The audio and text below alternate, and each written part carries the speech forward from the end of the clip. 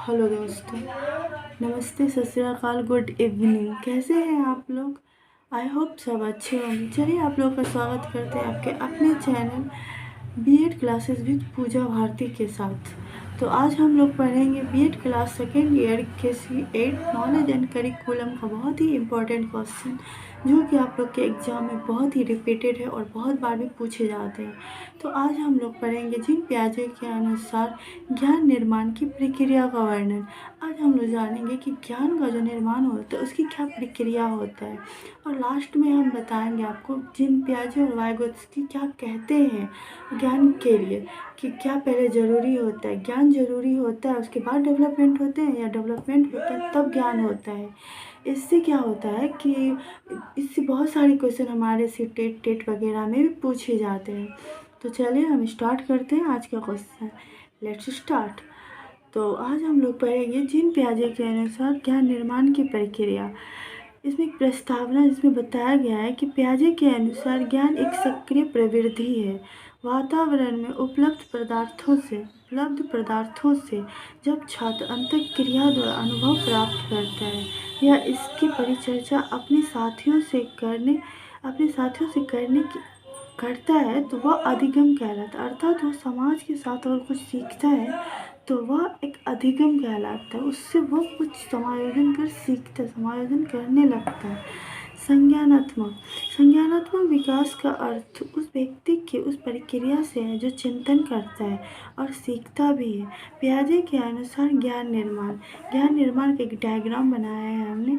Diagram exam में बहुत ही ज़रूरी होता है, जो कि आपके क्वेश्चंस भी 4 चांद लगा देते हैं। पियाजे के अनुसार डिसइक्विलिब्रियम की स्थिति है पहले बच्चे में, कि पहले बच्चा एक कन्फ्यूजन की स्थिति से गुजरता है, उसके बाद वह इक्विलिब्रियम में आता है, संतुलन की स्थिति में आता है, और इन दोनों के बीच में एक इक्विलिब्रेशन होता है जो असंतुलन की स्थिति से बच्चे को संतुलन की स्थिति में लाता है। वह एक सेतु इक्विलिब्रेशन कहलाता है। इक्विलिब्रेशन के 2 पार्ट होते हैं, एडोप्टेशन, ऑर्गेनाइजेशन। एडोप्टेशन के भी 2 भाग होते हैं, एसिमुलेशन एंड रिकमेंडेशन। ये हमारा डायग्राम, आप इससे चाहे तो स्क्रीनशॉट लेके या फिर डाउनलोड करके अच्छे से सीख ले बनाने के लिए, एग्जाम में बहुत ही काम आते हैं। ये पार्ट 1 में भी आपकी सहायता करते हैं और पार्ट 2 में भी।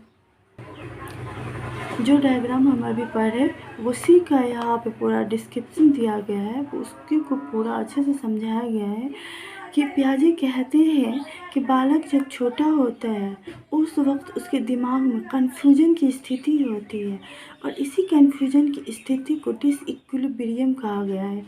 डिसइक्विलिब्रियम को असंतुलन की स्थिति भी कहते हैं, असंतुलन या फिर कन्फ्यूजन की स्थिति भी कहते हैं, उसी को बताया गया है। और जब बालक को उन चीज़ों के बारे में बताया जाता है जिनमें उन्हें कन्फ्यूजन की स्थिति थी, तब बालक अच्छी तरह से उन चीज़ों के बारे में जानने लगते हैं, अच्छे से जानने लगते हैं।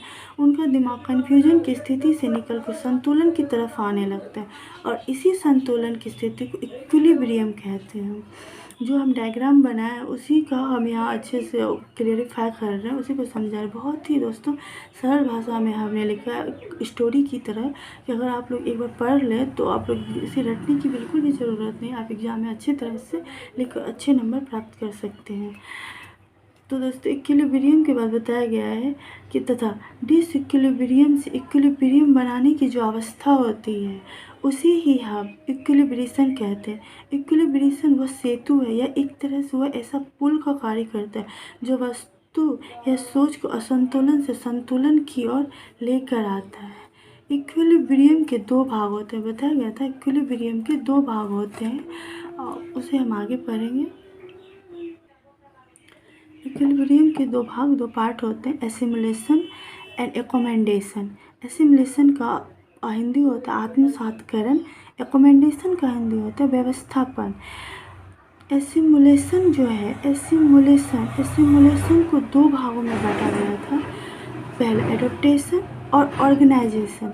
हम एसिमुलेशन को अच्छी तरह क्लेरिफाई करें उससे पहले एसिमुलेशन का जो भाग है एडोप्टेशन, हम उसको समझते हैं, इसके बाद हम एसिमुलेशन को अच्छे से समझ पाएंगे।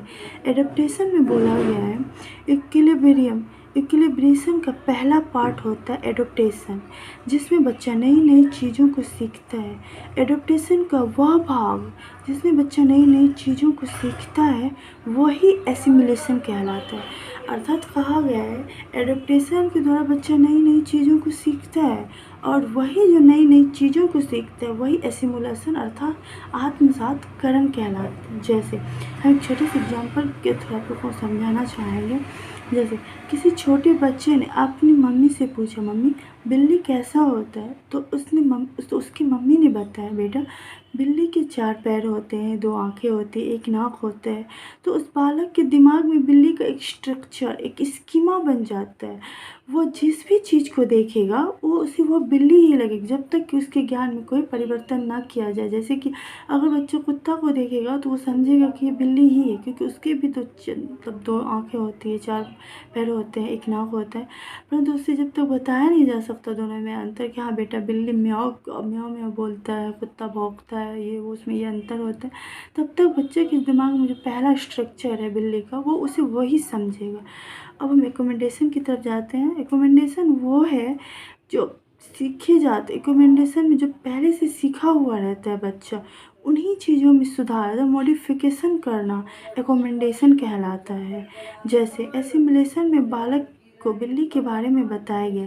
गौरतलब है कि बालक जब भी किसी जानवर को देखता, चाहे वो कुत्ता, भैंस, बकरी कुछ भी हो, तो वो उसे बिल्ली ही बोल देता, क्योंकि उसके दिमाग में स्ट्रक्चर एक स्कीमा तैयार था कि हाँ बिल्ली के 4 पैर होते हैं, ये होते हैं, वो होते हैं, वगैरह वगैरह।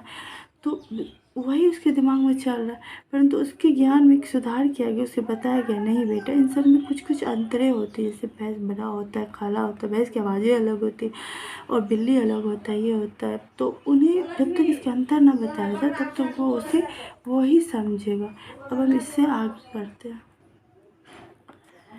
स्कीमा, हम जिन बातों को सीखते हैं, समझते हैं, उनकी एक संरचना हमारे दिमाग में बन जाता है, स्ट्रक्चर बन जाता है हमारे दिमाग में, जिसे हम स्कीमा कहते हैं। अब आता है बात ऑर्गेनाइजेशन का।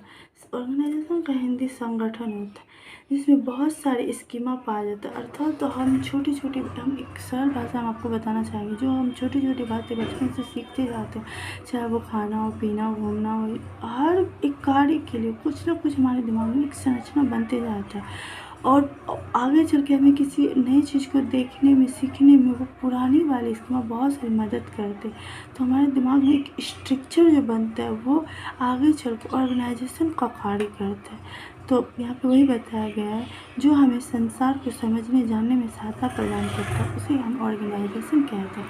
निष्कर्ष निकाला गया है, पियाजे के अनुसार सामाजिकरण कुछ भी नहीं है। पियाजे कहते हैं कि सामाजिकरण कुछ भी नहीं है, यह केवल संतुलन अवस्था है जो व्यक्ति को अपने अंतर्गत समायोजन की प्रक्रिया करने के लिए बनाता है। जो व्यक्ति अपने अंदर एसिमिलेशन और रिकमेंडेशन के जरिए एकत्रित करता है, और जिसके बदले वह परिवेश समाज में समायोजन कर इसका उपयोग करता है। अब हम नोट में आपको बताने जा रहे हैं जो हमने बताया था पियाजे और वाइगोत्स्की के अनुसार। पियाजे कहते हैं, नोट में बताया कि ये बहुत बार टेट और टेट वगैरह में भी पूछे जा चुके हैं। पियाजे कहते हैं कि पहले डेवलपमेंट होता है, फिर हम लर्निंग करते हैं। जबकि वाइगोत्स्की कहते हैं नहीं, पहले हम सीखते हैं फिर हमारा विकास होता है।